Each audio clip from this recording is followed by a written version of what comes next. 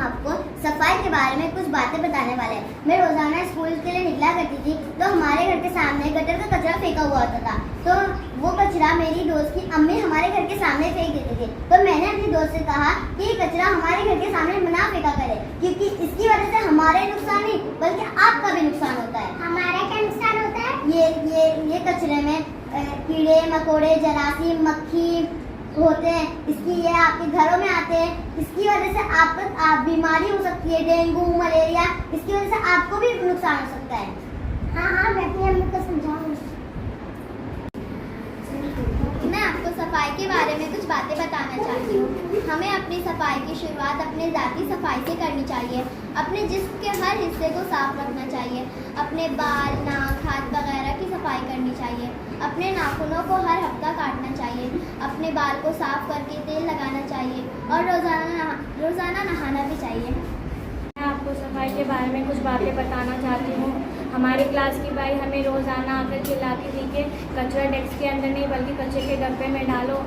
उस दिन से हम कचरा डेस्क के अंदर नहीं बल्कि कचरे के डब्बे के अंदर डालते थे। उस दिन से हमारी बाई हमसे बहुत खुश होने लगी और कहती है कि ये क्लास बहुत अच्छी है। आज मैं सफाई के बारे में कुछ बातें बताता हूँ।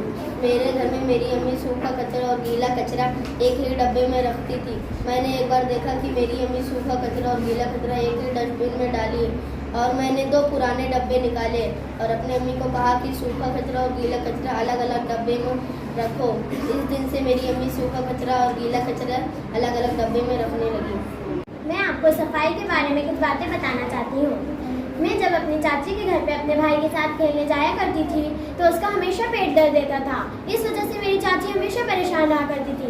उन्हें रोज़ाना अस्पताल के चक्कर काटने पड़ते थे। एक दिन मैं खेलते वक्त अपने भाई को देखी थी, वो खाना खाने जा रहा था तो अपने हाथों को अच्छे तरीके से नहीं धोया। मैं समझ गई इसकी बीमारी की वजह इसकी गंदगी ही है।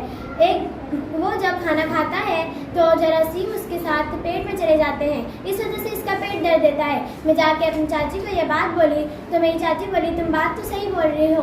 तो इस वजह से वो जब खाना खाने के वक्त अपना हाथ धोया करता था तो मेरी चाची हमेशा उसे टोका करती थी कि अच्छे से हाथ धो, अच्छे से हाथ धो।